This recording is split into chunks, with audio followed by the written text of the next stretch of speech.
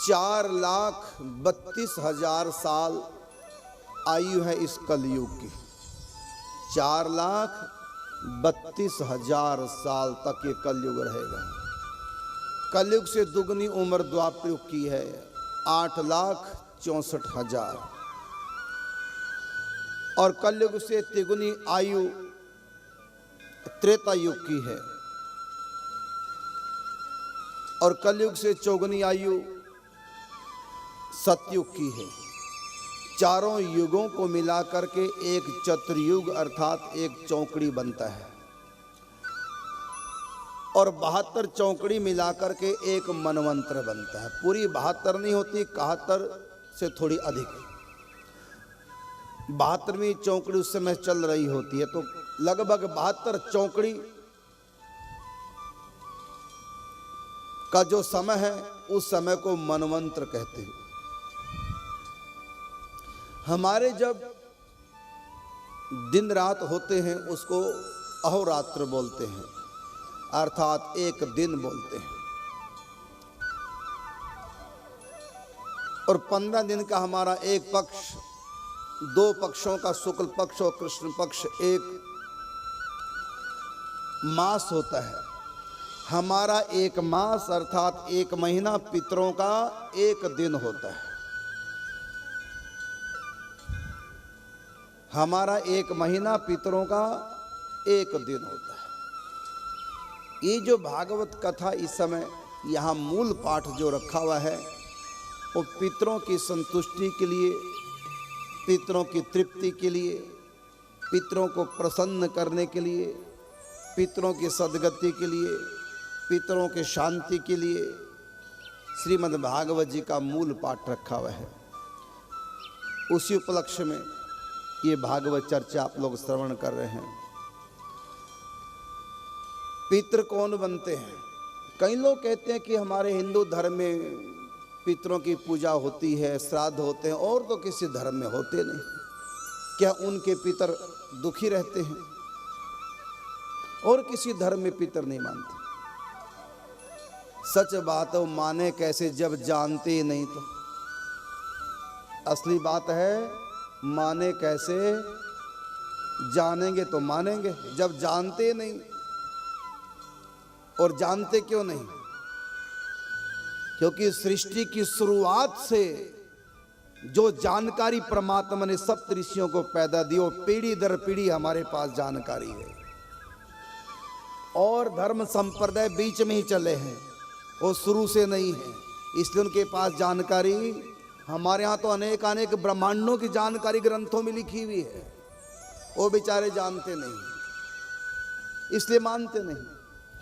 और ये पितर बनता कौन है, इसको भी सुन लो ध्यान से। पितर कौन बनते हैं और ये क्या होते हैं? पितर भूत प्रेत नहीं होते, पितर देवता होते हैं।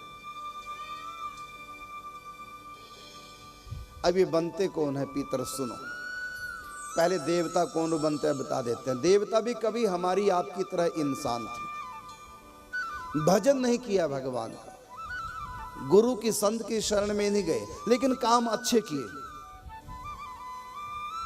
दीन दुखियों की सेवा, बाग बगीचे लगवा दिए, बावड़ियां बनवा दी, गरीब के लिए महल कुटिया बना दी, भोजन करा दिया, किसी अभावग्रस्त को, भूखे को, प्यासे को पानी पिला दिया। इस प्रकार कर्म तो सब अच्छे किए, लेकिन भगवान की भक्ति नहीं की। कर्म बहुत अच्छे कर लिए लेकिन भक्ति नहीं की। ऐसे इंसान जो कर्म अच्छे करते हैं लेकिन भक्ति नहीं करते, वो सब देवता बन जाते हैं। फिर वहां वही सुख पाएंगे। कौन सा सुख? जो हाथों से दान किए हैं। संसारिक सुख मिलेगा उनको, भगवान का सुख नहीं मिलेगा। स्वर्ग में भगवान का सुख नहीं है, आनंद नहीं है, केवल सुख है और क्षणिक है। प्रलय के समय स्वर्ग मिट जाएगा। स्वर्ग की आयु कितनी होती है जानते हो? 1 मनवंतर आयु होती है सिर्फ स्वर्ग की। ये जो इंद्र है ये 1 मनवंतर तक सुख पाएगा, उसके बाद उसको दुनिया में जन्म लेना पड़ेगा। इंद्र की आयु 1 मनवंतर। 1 मनवंतर किसको बोलते हैं? चारों युग जब 72 बार बीतते हैं तो 1 मनवंतर होता है। यह देवताओं की आयु। दो प्रकार के देवता होते हैं, एक तो जिनकी आयु निश्चित है और एक जिनके भोग निश्चित है। दो प्रकार के देवता होते हैं। ये सनातन धर्म का बड़ा गूढ़ रहस्य बता रहा हूं, ध्यान से सुनना। ये किसी और धर्म ग्रंथ संप्रदाय में नहीं मिलेगा, केवल सनातन धर्म में है, क्योंकि अनादि काल से चल रहा है। ये पूरा ज्ञान इसके पास है, ये बीच में पैदा नहीं हुआ, ये शुरू से है। परमात्मा ने सब ऋषियों को जो ज्ञान दिया है, वो सब ज्ञान पीढ़ी दर पीढ़ी हम तक पहुंच रहा है, संतों के माध्यम से, गुरुओं के माध्यम से, ग्रंथों के माध्यम से। दो प्रकार के देवता हैं, एक तो जिनकी आयु निश्चित होती है, वो कितना भी भोग भोगे, छुट्टी है, जितना मर्जी भोग भोग ले, उनका भोग सीमित नहीं, उनकी आयु सीमित होती है। जब प्रलय आएगा, स्वर्ग मिट जाएगा, फिर दोबारा से दुनिया रची जाएगी, फिर वो देवता हमारी आपकी तरह दुनिया में पैदा हो जाते हैं। सतयुग में पैदा होते हैं देवता।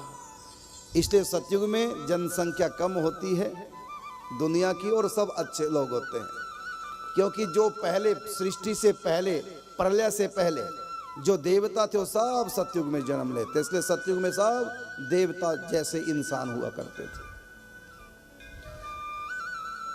और एक देवता होते हैं स्वर्ग में जिनकी आयु निश्चित नहीं होती है, और बीच में ही उनको दुनिया में आना पड़ सकता है। उनके लिए कर्म भोग निर्धारित हैं कि उसके कर्मों के अनुसार उतने ऐसे कर्म किए हैं, इतना दान पुण्य परोपकार किया, इस हिसाब से इतना सुख इसको मिलेगा। इस सुख को चाहे 100 साल में भोगे, चाहे 500 साल में, चाहे 2 दिन में भोग ले। जब इसका ये पूरा पुण्य खत्म हो जाएगा भोग करके, उसको वापस दुनिया में जन्म लेना पड़ेगा। तो दो प्रकार के देवता, एक वो जो प्रलय जब हो जाएगी तब ही मरेंगे, दुनिया में पैदा होंगे अगली सृष्टि में, एक वो देवता, और दूसरे जिनका भोग समाप्त हो गया वो दुनिया में पैदा हो जाती है करके। तो ये होते हैं देवता। देवताओं का शरीर भी हमारी आपकी तरह पंच तत्व का ही होता है, बस अंतर है हमारे शरीर में मिट्टी तत्व की प्रधानता है। मिट्टी, जल, अग्नि, वायु और आकाश, सबसे स्थूल 5 तत्वों में कौन सा तत्व है? मिट्टी तत्व सबसे स्थूल है। उससे सूक्ष्म है जल, उससे सूक्ष्म अग्नि, उससे सूक्ष्म वायु और सबसे सूक्ष्म आकाश। तो हमारे शरीर में 5 तत्वों में पृथ्वी तत्व की प्रधानता है, इसलिए हम स्थूल शरीर वाले कहलाते हैं। पृथ्वी तत्व की प्रधानता शरीर में होने के कारण से हम लोग पार्थिव देहधारी बोले जाते हैं। हमारे शरीर को पार्थिव शरीर बोला जाता है, क्योंकि पार्थिव का मतलब पृथ्वी से निर्मित। तो निर्मित तो ये 5 तत्वों से है, लेकिन प्रधानता पृथ्वी तत्व की है। और अब देवताओं के शरीर की बात करते हैं। देवताओं का शरीर हमारी तरह ही 5 तत्व का होता है, मिट्टी, जल, अग्नि, वायु और आकाश। बस अंतर उनके शरीर में और हमारे शरीर में अंतर इतना है, हमारे शरीर में मिट्टी की प्रधानता और देवताओं के शरीर में अग्नि तत्व की प्रधानता होती है वो भी हमारी तरफ है। ये जो भूत प्रेत होते हैं, इनका शरीर भी हमारी तरह 5 तत्व का होता है, बस उनके शरीर में वायु तत्व की प्रधानता होती है वो भी 5 तत्व के। ब्रह्मलोक में जो जीव रहते हैं उनका शरीर भी 5 तत्व का ही होता है, बस उनके शरीर में आकाश तत्व की प्रधानता होती है। जनलोक, तपलोक, महरलोक, पहले महरलोक आता है, फिर जनलोक आता है, फिर तपोलोक आता है, उसके बाद फिर ब्रह्मलोक आता है। ये जो त्रिलोकी से बाहर आए, त्रिलोकी का अंत स्वर्ग तक है, और स्वर्ग से बाहर अर्थात त्रिलोकी से बाहर ये 4 लोक हैं। कौन कौन से? सबसे पहले महरलोक, उसके बाद जनलोक, फिर तपोलोक, और तपलोक के बाद आता है ब्रह्मलोक, जिसको सतलोक भी बोलते हैं। ये 4 लोक, इन 4 लोकों में जो जीव रहते हैं उनका शरीर भी हमारी तरह 5 तत्व का है, बस उनके शरीर में आकाश तत्व की प्रधानता है, इसलिए वो दिखते नहीं। और देवता अग्नि तत्व प्रधान 5 तत्वों का शरीर, वह हमारा आपका और मृत्यु लोक में रहने वाले जितने भी देहधारी हैं 84 लाख योनियों में, सबके शरीर पंच तत्वों के मिट्टी की सबके शरीरों में प्रधानता है। ऐसे ही पितरों का शरीर भी हमारी तरह पंच तत्वों का ही होता है। उनके शरीर में वायु और अग्नि दोनों तत्वों की बराबर प्रधानता रहती है।